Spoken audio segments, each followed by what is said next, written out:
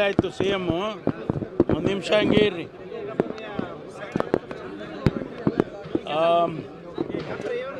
ತಮಗೆಲ್ಲ ಗೊತ್ತಿದ್ದಾಗೆ ಮಂಗಳೂರಿನಲ್ಲಿ ಬ್ಯಾಂಕಿನ ದರೋಡೆ ಆಗಿತ್ತು. ಆ ದರೋಡೆ ಮಾಡಿದವರನ್ನು ಈಗ ಹಿಡಿದಿದ್ದೇವೆ. ಅದರಲ್ಲಿ 6 ಜನ, ಒಟ್ಟು 6 ಜನ ಇದ್ದರು ಅಂತ ಹೇಳಿ 3 ಜನ ಈಗ ಸಿಕ್ಕಿದ್ದಾರೆ. ಸುಮಾರು 3 ರಿಂದ 4 kg ಚಿನ್ನ ಮತ್ತು ಆಭರಣಗಳು, ಜೊತೆಗೆ ಹಣ, ಕ್ಯಾಶ್ ಎಲ್ಲವೂ ಸೇರಿ ಒಂದು ಅಂದಾಜು 4 ಕೋಟಿಗೂ ಹೆಚ್ಚು ಅಂತೇಳಿ ಈಗ ಹೇಳ್ತಿದ್ದಾರೆ. ಆ 4 ಕೋಟಿಗಳ ಅಷ್ಟು ಹಣ ಮತ್ತು ಬಂಗಾರ, ಆಭರಣಗಳು ಅವೆಲ್ಲವನ್ನು ಕೂಡ ಈಗ ಪೊಲೀಸ್ನವರು ತೆಗೆದುಕೊಂಡಿದ್ದಾರೆ. ಅವರಿಗಿನ್ನೂ ಇಂಟ್ರಾಗೇಷನ್ ನಡೀತಾ ಇದೆ.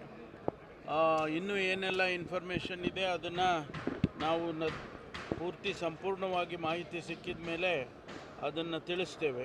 ತಿರುನಲ್ವೇಲಿ ಡಿಸ್ಟ್ರಿಕ್ಟ್ನಲ್ಲಿ ಅವ್ರನ್ನ ಅರೆಸ್ಟ್ ಮಾಡಿರ್ತಕ್ಕಂಥದ್ದು. ತಮಿಳ್ನಾಡಿನ ತಿರುನಲ್ವೇಲಿ ಅಲ್ಲಿ ಅರೆಸ್ಟ್ ಮಾಡಿದ್ದಾರೆ. ಅವರನ್ನೆಲ್ಲ ಈಗ ನಾವು ಇಲ್ಲಿಗೆ ಸೆಕ್ಯೂರ್ ಮಾಡಿ ಅವ್ರನ್ನ ಕರ್ಕೊಂಡು ಬಂದು ಇಂಟ್ರಗೇಷನ್ಸ್ ಮಾಡ್ತೀವಿ. ಫರ್ದರ್ ಇನ್ವೆಸ್ಟಿಗೇಷನ್ ಮಾಡ್ತೇವೆ. ಎಲ್ಲ ಏನು ಅವರು ಹಣ ತೊಗೊಂಡಿದ್ರು, ಒಡವೆ ಮತ್ತು ಬಂಗಾರ ತೊಗೊಂಡಿದ್ರು, ಅದೆಲ್ಲನೂ ಕೂಡ ಈಗಾಗಲೇ ಸೆಕ್ಯೂರ್ ಪೂರ್ತಿ ರಿಕವರಿ ಮಾಡಿದ್ದಾರೆ. ಇನ್ನು ಮೂಲ ತಮಿಳ್ನಾಡು, ಕೇರಳ, ಅದು 6 ಜನ ಇದ್ದಾರೆ, ಒಬ್ಬೊಬ್ಬರು ಒಂದೊಂದು ಕಡೆಯಿಂದ. ಅದು ಇನ್ನೂ ಕೂಡ ಪ್ರೊಸೆಸ್ ನಡೀತಾ ಇದೆ, ಇದು ಇಂಟ್ರಾಗೇಷನ್ ನಡೀತಾ ಇದೆ. ಅದರಿಂದ ಅವರನ್ನು ಮುಂದೆ ತನಿಖೆ ಮಾಡಿ ಮಾಹಿತಿಗಳನ್ನು ನೀವು ಕಲೆ ಹಾಕಿ ಮುಂದೆ ಕಾನೂನು ಪ್ರಕಾರ ಏನು ಕ್ರಮ ತಗೋಬೇಕು ಅದು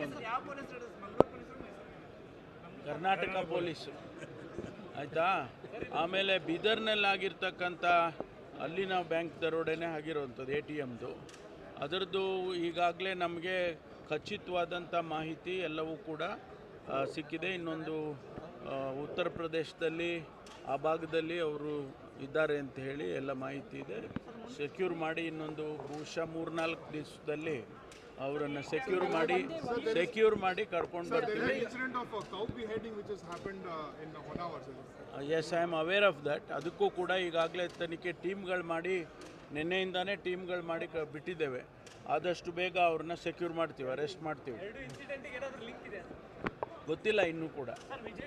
ಒಂದು ಅವರೇ ಬೇರೆ ಗ್ಯಾಂಗು, ಇವರೇ ಬೇರೆ. ಇವರು ತಮಿಳ್ನಾಡು, ಕೇರಳದವರು, ಅವರು ಉತ್ತರ ಪ್ರದೇಶದವರು. ಯಾವುದು ಗೊತ್ತಾಗಿದೆ. ಅದಕ್ಕೆ ಕಾನೂನು ಪ್ರಕಾರ ಏನು ಕ್ರಮ ತಗೊಳ್ತೀವಿ. ಯಾರು ಕೂಡ ಅಷ್ಟೊಂದು ಮಾನವೀಯತೆಯಿಂದ ನಡ್ಕೊಳ್ಳೋದಕ್ಕೆ ಸಾಧ್ಯ ಇಲ್ಲ. ಅವ್ರ ಮೇಲೆ ಕ್ರಮ ತಗೊಳ್ತೀವಿ.